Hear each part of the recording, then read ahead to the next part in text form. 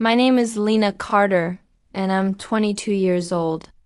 2 weeks ago, I stood on a graduation stage in front of nearly 3,000 people, holding a microphone, looking out at an audience that included my parents, the same parents who once told me I wasn't worth spending money on.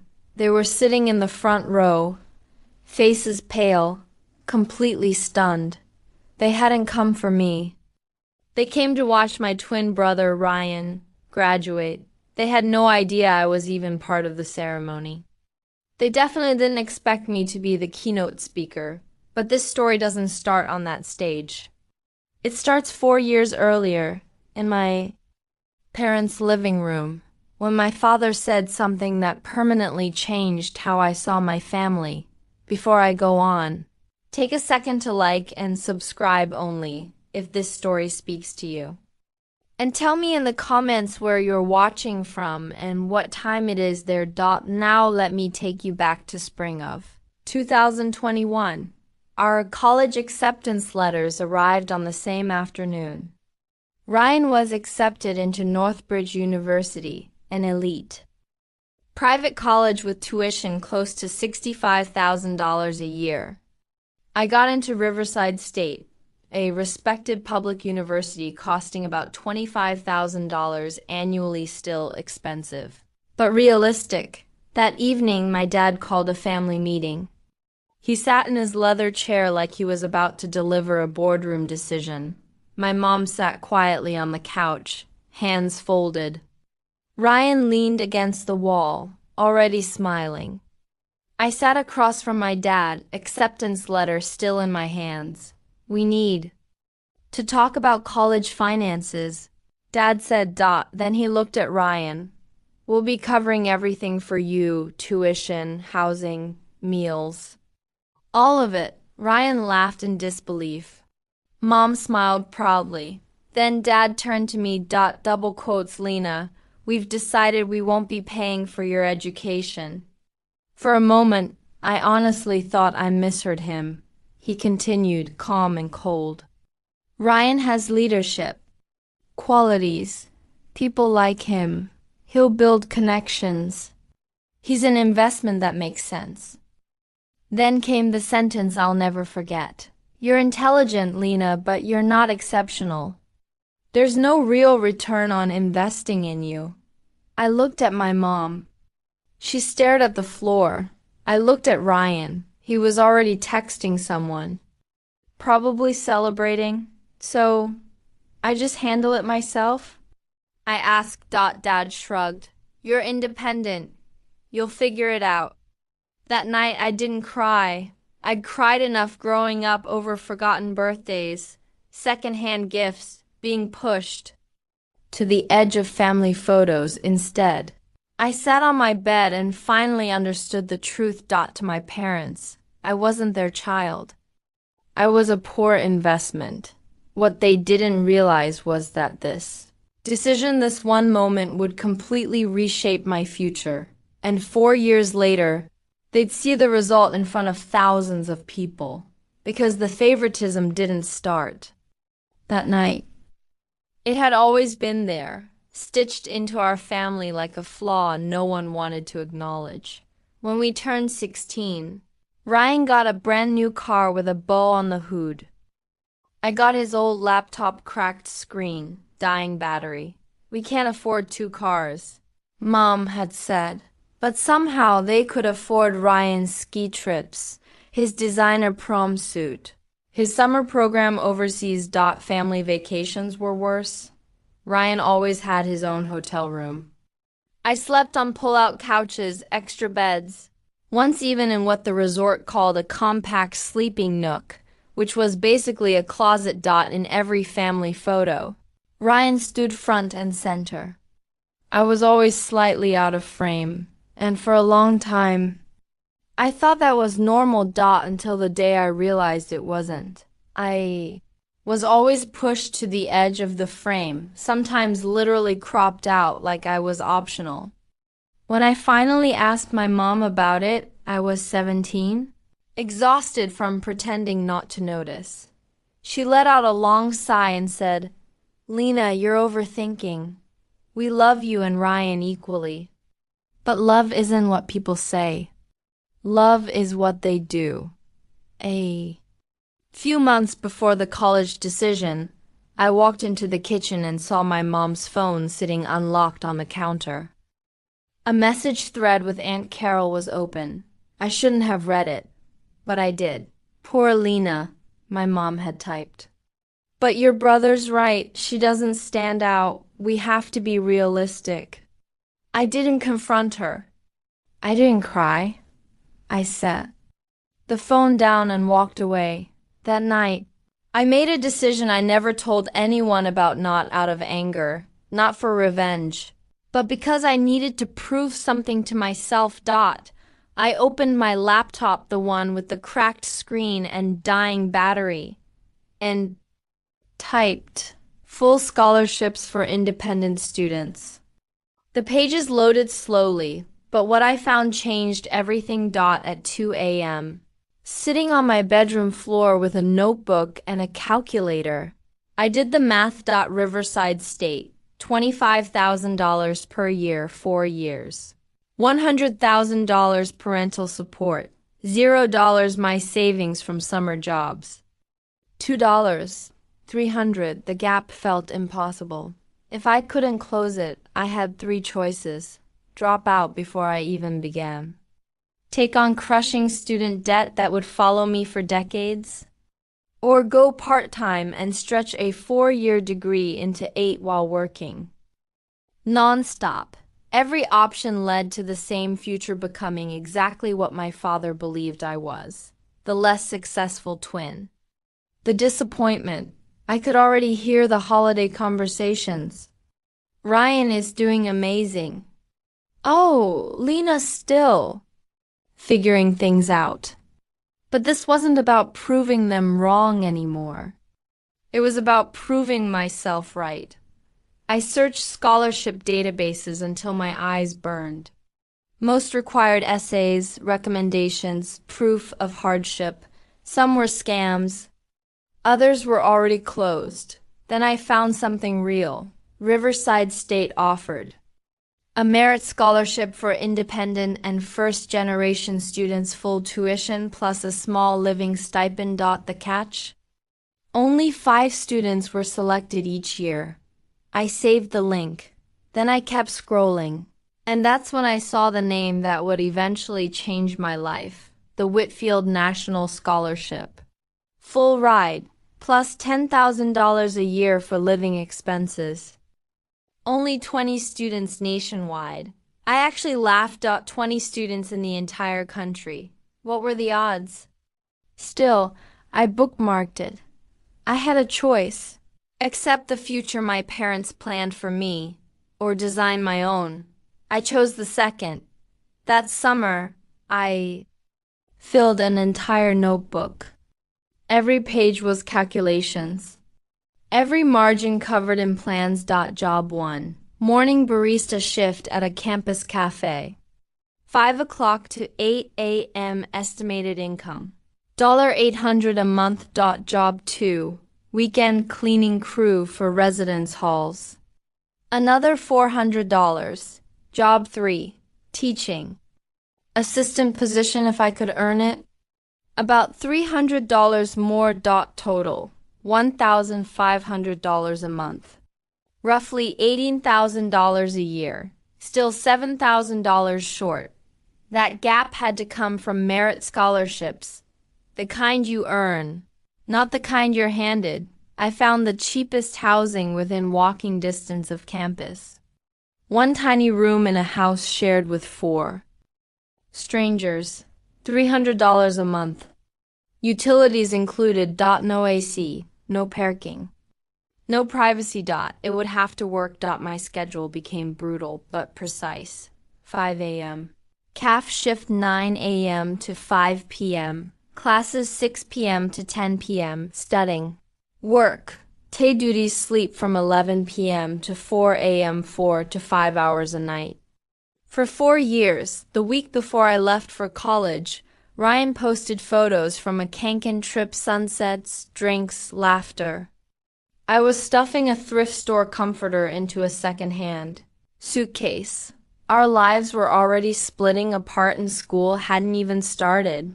But every night before sleep, I whispered the same sentence to myself.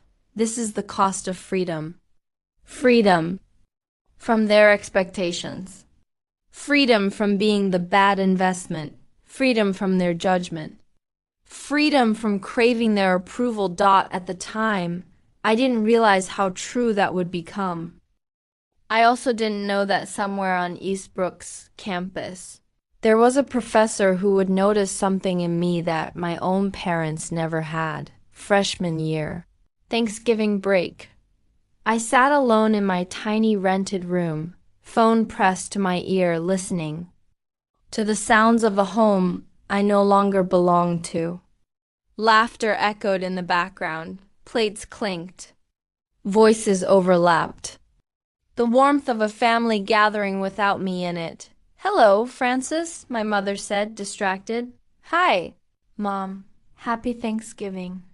"Oh, yes. Happy Thanksgiving, sweetheart. How are you?" "I'm okay." "Is Dad there? Can I talk to him?"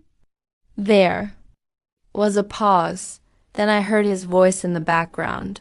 Not quiet enough to pretend it wasn't meant for me. "Tell her I'm busy." The words hit hard, and heavy. Mom came back on the line, overly cheerful. "Your father's just in the middle of something. Your sister was telling the funniest story." "It's fine," I said. "Are you eating enough? Do you need anything?"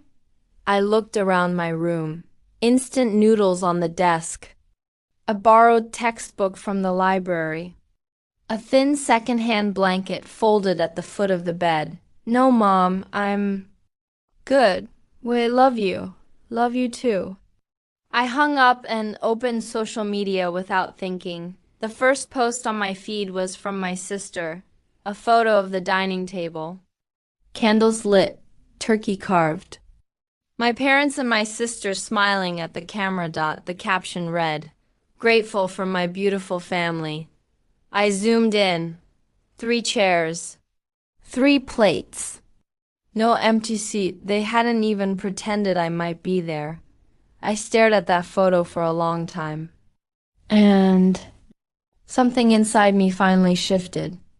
The ache I'd carried for years, the wanting, the hoping it didn't vanish. It emptied out, and in that hollow space, something new formed. Clarity. Second semester of freshman year. Microeconomics 101 point. Dr. Margaret Smith was a legend at Eastbrook.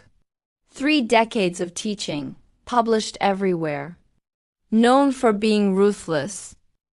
Rumor had it she hadn't given an A in years.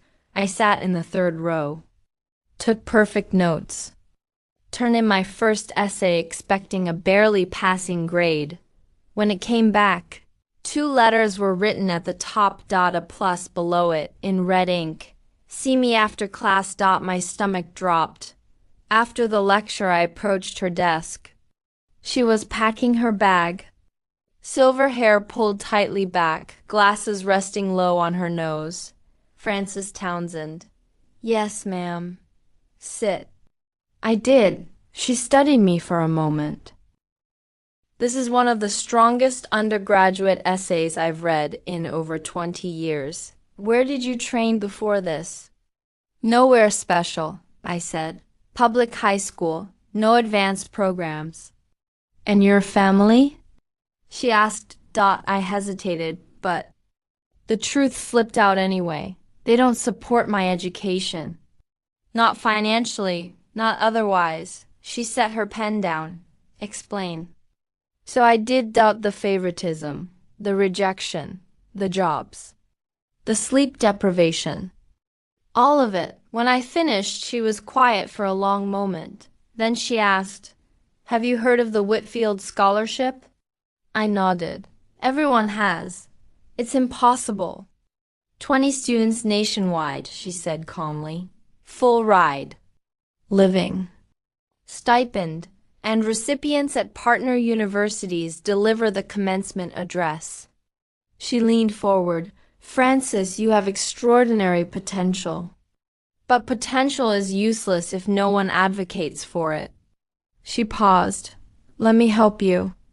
The next 2 years blurred together. Wake up at 4 a.m. coffee. Shop by 5. Classes by 9. Library until midnight. Repeat. I missed parties. Games. Late night laughter. Every memory everyone else seemed to collect effortlessly. Instead, I built something else. A 4.0 GPA. 6 straight semesters. There were moments I nearly broke. Once, I collapsed during a cafe shift. The doctor said it was exhaustion. I already knew that. Dehydration. That's what the clinic wrote on the form. I was back at work the next morning. Another time, I sat in a car, Rebecca's car, actually. She'd lent it to me for a job interview. I parked outside the apartment, put my forehead against the steering wheel, and cried for 20 straight minutes. Not because of one thing, because of everything. Years of pressure crashing down all at once. Then I wiped my face and kept going. Junior year, Dr. Smith called me into her office. I'm nominating you for the Whitfield Scholarship, she said. I stared at her. You're serious? Very, she replied. 10 essays. Multiple interview rounds. It will be the hardest process you've ever gone through. She paused, then softened slightly. But you've already survived worse. The application swallowed 3 months of my life. Essays about resilience, leadership, vision, phone interviews with academic panels, background checks, letters of recommendation. Somewhere in the middle of it all, my sister texted me. First time in months. Mom says you don't come home for Christmas anymore. That's kind of sad, honestly. I read the message, turned my phone face down, went back to my essay. The truth was simple. I couldn't afford a plane ticket. And even if I could have, I wasn't sure I wanted to go back. That Christmas, I stayed in my rented room. Instant noodles for dinner. A tiny paper Christmas tree Rebecca made out of scrap wrapping paper. No family, no gifts, no tension. It was the calmest holiday I'd ever known. The email arrived at 6:47 a.m. on a Tuesday in September. Senior year, subject. Whitfield Foundation. Final round notification. My hands shook so badly I had to sit down. Dear Miss Townsend, congratulations. Out of more than 200 applicants, you have been selected as one of 50 finalists for the Whitfield Scholarship. The final round will consist of an in-person interview at our New York headquarters. 50 finalists. 20 winners. On paper, a decent chance. In reality, nothing had ever been equal for me. The interview was scheduled for Friday. New York was 800 miles away. I checked my bank balance. $847. A last-minute flight would wipe out half of it. A hotel would take the rest. Rent was due in 2 weeks. I was about to close my laptop when Rebecca knocked. Frankie, you look like you just saw a ghost. I turned the screen toward her. She screamed. Actually screamed. You're going, she said. End of discussion. I can't afford it. Bus ticket is $53, she said instantly.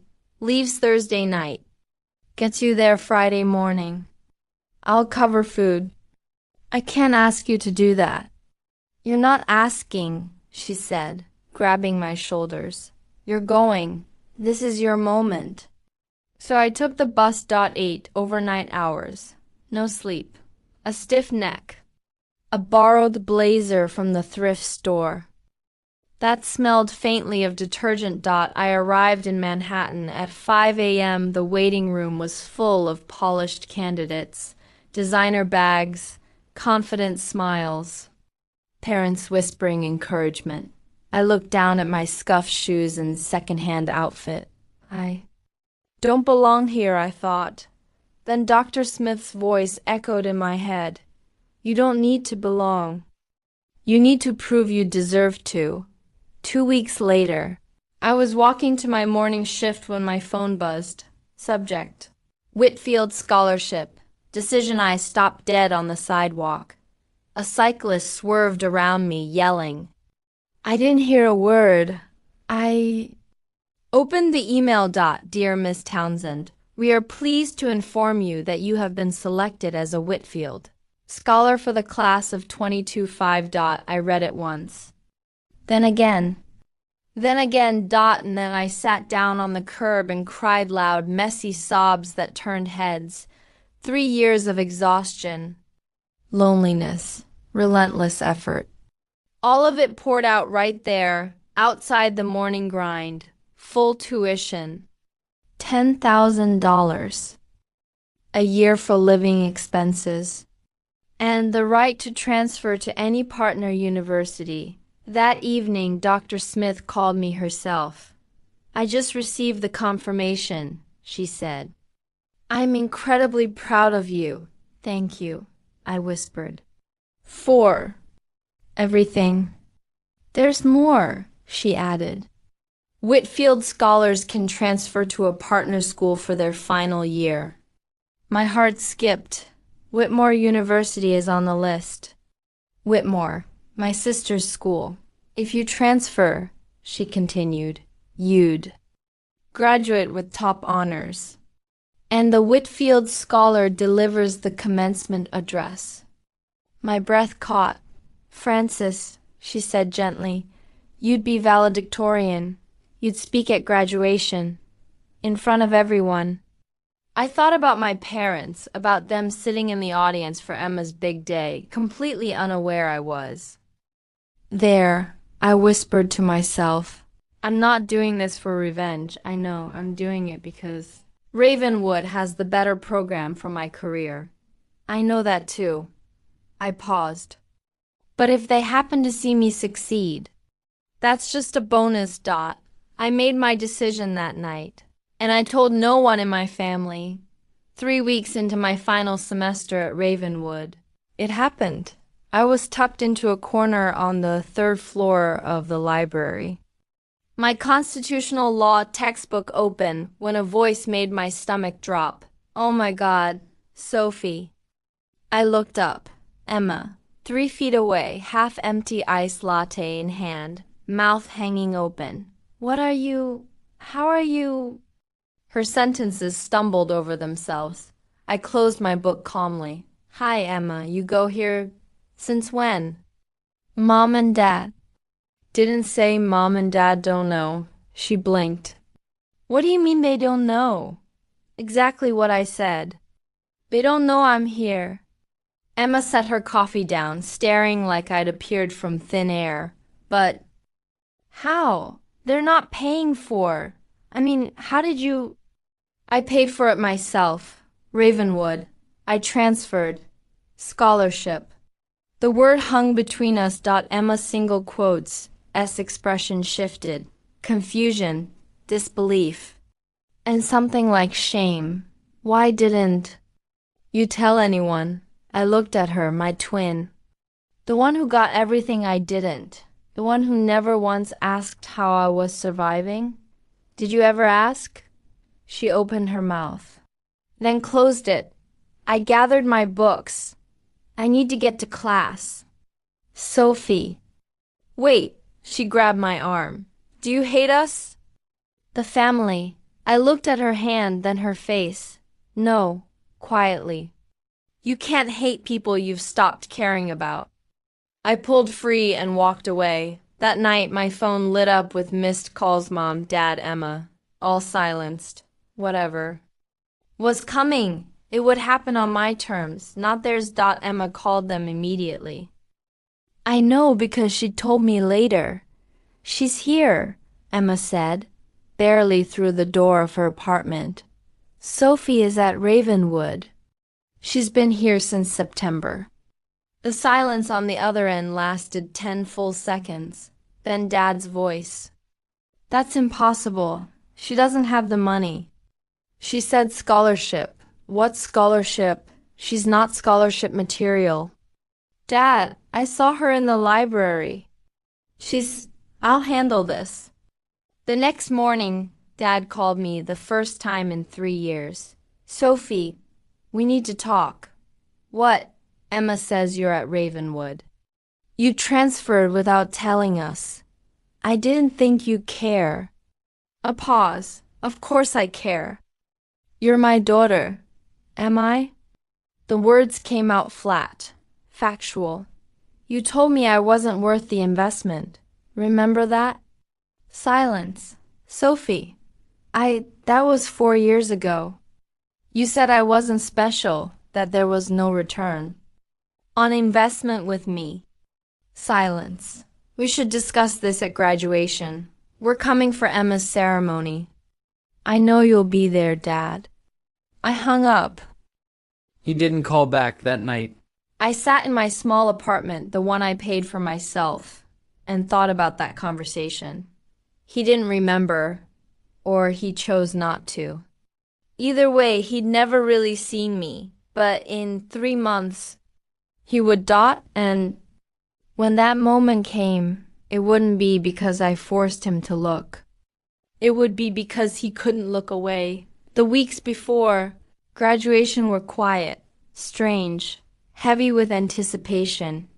I knew they were coming.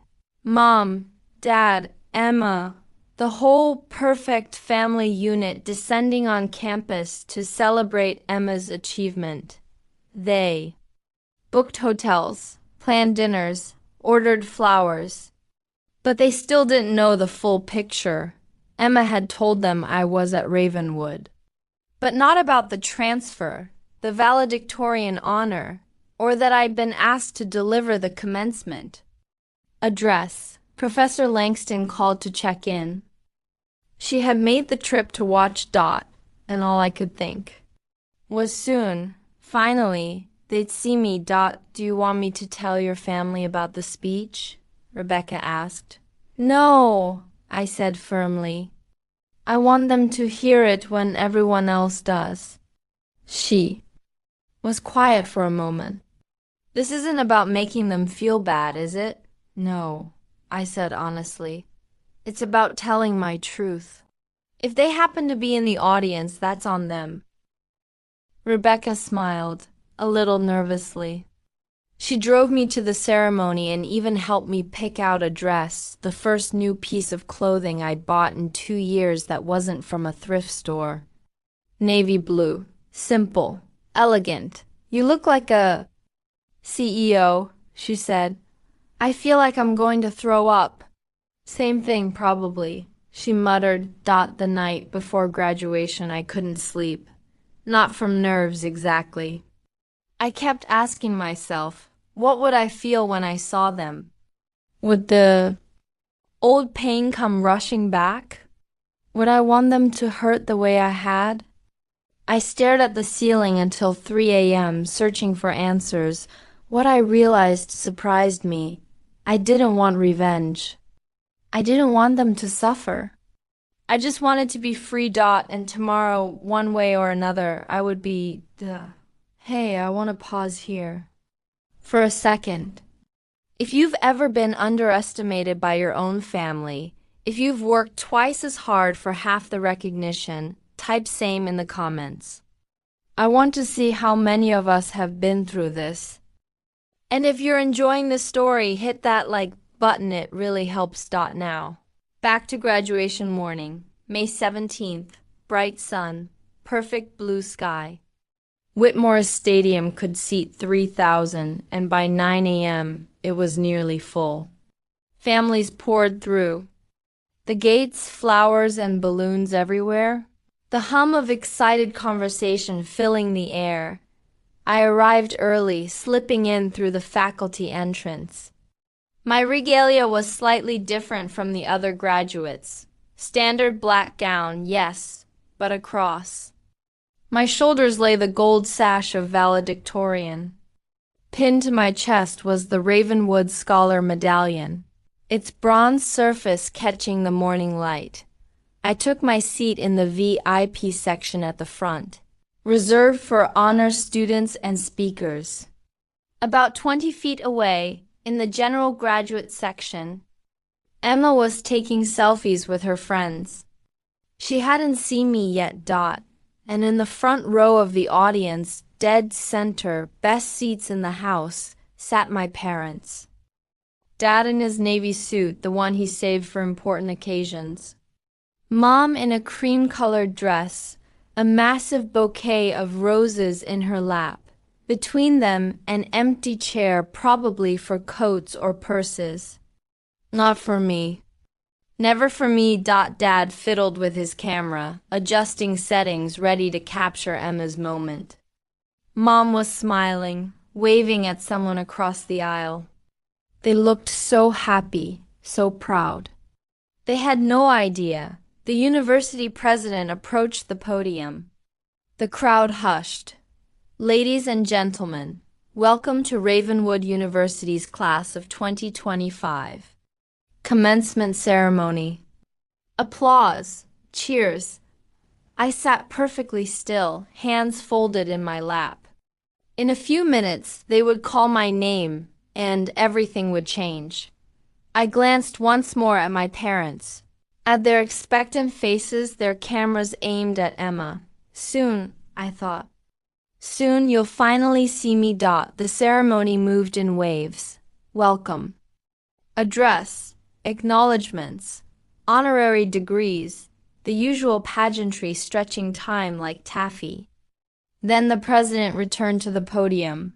And now it is my great honor to introduce this year's valedictorian and Ravenwood Scholar. A student who has demonstrated extraordinary resilience, academic excellence, and strength of character. My heart spiked. In the audience, Mom leaned over to whisper to Dad. He nodded. Adjusting his camera, aimed at Emma, please join me in welcoming Sophie Reynolds. For a suspended moment, nothing happened. Then I stood, 3,000 pairs of eyes turned toward me. I walked toward the podium, heels clicking against the stage floor, the gold sash swaying with each step. The Ravenwood medallion gleamed on my chest. And in the front row, I saw my parents' faces change. Dad's hand froze on his camera. Mom's bouquet slipped sideways. Confusion came first. Who is that? Then recognition. Wait, is that then shock? It can't be. And finally nothing. Just pale, frozen silence. Emma's head snapped toward the stage. Her jaw fell open. I saw her mouth my name. Sophie. I reached the podium and adjusted the microphone. 3,000 people applauded. My parents didn't. They sat perfectly still, like someone had pressed pause on their entire world. For the first time in my life, they were looking at me. Not at Emma, not past me. At me.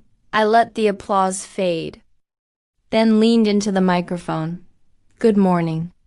My voice was calm, steady. 4 years ago, I was told I wasn't worth the investment. In the front row, my mother's hand flew to her mouth. My father's camera hung useless at his side. I was told I didn't have what it takes. My words carried across the stadium, amplified, unwavering. I was told to expect less from myself, because others expected less from me. 3,000 people sat in complete silence, so I learned to expect more. I spoke about working 3 jobs, about surviving on 4 hours of sleep, about instant noodles for dinner and secondhand textbooks with missing pages. I spoke about what it means to build something from nothing, not to prove anyone wrong, but to prove yourself right. I didn't name names. I didn't point fingers. I didn't need to. The greatest gift I received wasn't financial support or encouragement, I said. It was the chance to discover who I am without anyone else's permission. In the front row, my mother was crying. Not proud tears, not happy ones, something heavier, something closer to grief. My father didn't move. He stared at the podium like he was looking at a stranger. Maybe he was. To anyone who has ever been told, "You're not enough." I paused, letting the words settle. You are. You always have been. I scanned the crowd, the graduates who struggled, the families who sacrificed, the friends who believed. And yes, my own family sitting frozen in the front row. I'm not here because someone believed in me, I said. I'm here because I learned to believe in myself. The applause was explosive. People stood. A full standing ovation. 3,000 voices cheering for a woman they'd never met. I stepped back from the podium. As I descended the stage, I saw Henry Whitfield waiting near the stairs. But he wasn't the only one. The reception area buzzed with congratulations and clinking glasses. I was shaking hands with the dean when I saw them pushing through the crowd. My parents moving like they were wading through water. Dad reached me first. "Sophie," he said, his voice hoarse. "Why didn't you tell us?" I accepted a glass of sparkling water from a server and took a slow sip. "Did you ever ask?" He opened his mouth. Closed it. Mom reached us then, mascara streaking her cheeks. "Baby, I'm so sorry." We didn't. "No, you did know," I said evenly. "You chose not to see." "That's not fair," Dad started. "Fair?" I repeated calmly. "You told me I wasn't worth investing in. You paid millions for Emma's education and told me to figure it out on my own." That's what happened. Mom reached for my arm. Double quotes, "Sophie, please." I stepped back. "I'm not angry," I said, and I meant it. The anger had burned out years ago, leaving something clearer behind. "But I'm not the same person who left your house 4 years ago." Dad swallowed. "I made mistakes. I said things I shouldn't have." "You said what you believed," I replied, meeting his eyes. "And you were right about one thing." He stiffened. "I wasn't worth the investment," I said quietly. "Not to you. But I was worth every sacrifice I made for myself." He flinched like I'd struck him. Henry Whitfield stepped beside me, extending his hand. "Miss Reynolds," he said warmly. "An extraordinary speech. The foundation is proud to stand behind you." I shook his hand as my parents watched. The founder of one of the most prestigious scholarship programs in the country treating the daughter they'd dismissed like she mattered. I saw it land, then the full weight of what they'd missed. What they'd lost, what they could never get back. After Mr. Whitfield moved on, I turned back to my parents. They looked smaller somehow, diminished. "I'm not going to pretend everything's fine," I said. "Because it's not. Sophie." "Please," Mom whispered. "Can we just talk as a family?" "We are talking. I mean really talk. Come home for the summer. Let us know." The words were firm but not harsh. "I have a job in New York. I start in 2 weeks. I won't be coming home." Dad stepped forward. "You're cutting us off just like that?" "I'm setting boundaries," I said, voice steady. "There's a difference." "What do you want from us?" His voice cracked. For the first time, I saw him look lost. "Tell me what you want, and I'll consider it." I considered the question. Really considered it. "I don't want anything from you anymore." That's the point. I took a breath. "But if you want to talk, really talk, you can call me." I might answer. I might not. It depends on whether you're calling to apologize or to make yourself feel better. Mom was crying again. We love you, Sophie. We've always loved you. Maybe, I said. But love isn't just words. It's choices, and you made yours. Emma appeared at the edge of our circle, hovering uncertainly. Sophie. She hesitated. Congratulations. Thank you. No hug. No tearful reconciliation. But no cruelty either. I'll call you sometime, I told her. If you want. She nodded, eyes wet. I'd like that. I turned and walked away, not running, not escaping, just moving forward. Dr. Langston waited by the exit, a quiet smile on her face. You did well, she said. I'm free, I replied, and for the first time in my life I meant it. The ripple started before my parents even left campus. At the reception. I watched it happen. The slow realization spreading through the crowd of family, friends, and acquaintances. Mrs. Patterson from the country club approached my mother. Diane, I didn't know Sophie went to Ravenwood and became a Ravenwood scholar. You must be so proud.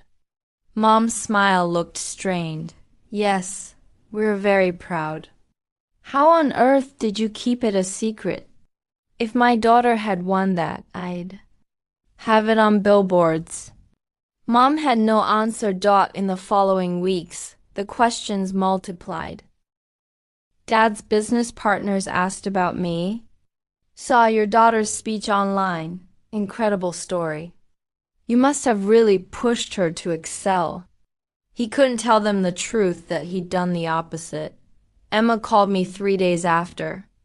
Graduation. Mom hasn't stopped crying. Dad barely talks. He just sits there. I'm sorry to hear that. Are you? I thought about it. I didn't want them to suffer, but I wasn't responsible for their feelings. Silence on the line. Sophie, I'm sorry. I should have asked. I should have paid attention. I was so wrapped up in my own stuff. And I know you knew. I was oblivious. I knew you had no reason to notice, I said. I paused. Neither of us chose the way they raised us. But we can choose what happens next. More silence. Do you hate me? No. And I meant it. I didn't have the energy to hate anyone. I just wanted to move forward. Can we maybe get coffee sometime? Start over? I thought about Emma, the girl who'd gotten everything and still ended up empty-handed in a different way. Yeah. I said, I'd like that. 2 months after graduation, I stood in my new apartment in Manhattan. It was small, a studio. One window facing a brick wall, kitchen the size of a closet. But it was mine. I'd signed the lease with money from my first paycheck at Morrison and Associates, one of the top financial consulting firms in the city. Entry-level position, long hours, steep learning curve. I'd never been happier. Dr. Langston called on a Saturday morning. How's the big city treating you? Exhausting, exciting, everything they warned me about. She laughed. Sounds about right. I'm proud of you, Sophie. I hope you know that. I do. Thank you. For everything. Rebecca visited the following weekend. She looked around my studio and declared it exactly as small and depressing as expected. Then she hugged me so hard I couldn't breathe. You did it, Sophie. You actually did it. One evening I found a letter in my mailbox, handwritten, 3 pages, my mother's looping script. Dear Sophie, I don't expect you to forgive us. I'm not sure I would if I were you. The letter was long. She wrote about regret, about the countless ways she had failed me. about watching me on that stage and realizing she'd been looking at a stranger who was also her daughter, Dot. I know I can't undo the past, but I want you to know. I see you now. I see who you've become. And I'm so sorry I didn't see you sooner. I read the letter twice. Then I folded it carefully and put it in my desk drawer. I didn't reply. Not yet. Not because I was punishing her, but because I needed time to figure out what I wanted to say, if anything. For once, the choice was mine. Okay. We're almost at the end, but I have to ask you, if you were in my shoes, would you forgive your parents? Type yes. If you would, no. If you wouldn't, or maybe if, like me, you'd need time. And if you haven't subscribed yet, now's the time. We've got so many more stories like this one coming. Here's how it all ended. I used to think love was something you earned. That if I was smart enough, good enough, successful enough, my parents would finally see me. That their approval was a prize at the end of some invisible race. 4 years of struggle taught me something different. You can't make someone love you the right way. You can't earn what should have been given freely.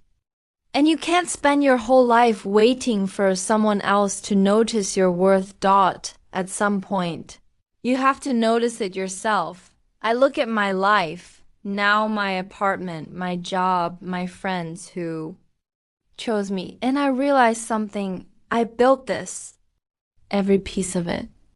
Not out of anger, not out of spite, but out of necessity. My parents' rejection didn't break me.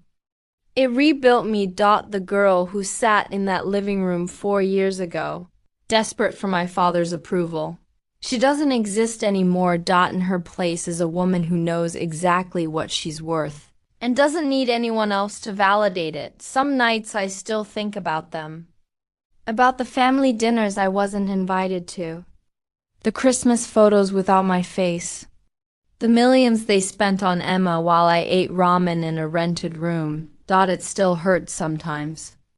I don't think it ever stops hurting completely. But the hurt doesn't control me anymore. I've learned something that took years to understand. Forgiveness isn't about letting someone off the hook. It's about releasing your own grip on the pain. I'm not there yet. Not fully. But I'm working on it. And for the first time in my life, I'm working on it for me. Not to make anyone else comfortable. Not to keep the peace. Just for me. 6 months after graduation, my phone rang. Dad. I almost let it go to voicemail. Almost. Hello, Sophie. His voice sounded different. Tired. Thank you for picking up. I wasn't sure I would, I said. Silence. I deserve that, he said. I waited. I've been thinking every day since graduation. Trying to figure out what to say to you, he continued. I keep coming up empty. Then just say what's true, I replied. Another long pause. I was wrong. Not just about the money. About everything. The way I treated you, the things. I said the years I didn't call, didn't ask, didn't. His voice cracked. I have no excuse. I was your father and I failed you. I listened to him breathe on the other end of the line. I hear you, I said finally. That's all. What did you expect? I don't know. I thought maybe you'd tell me how to fix this. It's not my job to tell you how to fix what you broke. More silence. You're right, he said. Older than I'd ever heard him. You're absolutely right. I took a breath. If you want to try, I'm willing to let you. You are? I'm not promising anything. No family dinners, no pretending everything's fine. But if you want to have a real conversation, honest, no deflecting, I'll listen. That's more than I deserve. Yes, It is, he laughed. A small, broken sound. You've always been the strong one, Sophie. I was just too blind to see it. Yeah, I said. You were. We talked for a few more minutes. Nothing profound, just two people trying to find common ground across years of wreckage. It wasn't forgiveness, but it was a start. It's been 2 years since graduation. I'm still in New York, still at Morrison and Associates, though I've been promoted twice. I'm starting my MBA at Kolya this fall, fully funded by my company. The kid who ate ramen and slept 4 hours a night. She'd hardly recognize me now, but I haven't forgotten her. I carry her with me every day. Emma and I meet for a coffee once a month. It's awkward sometimes.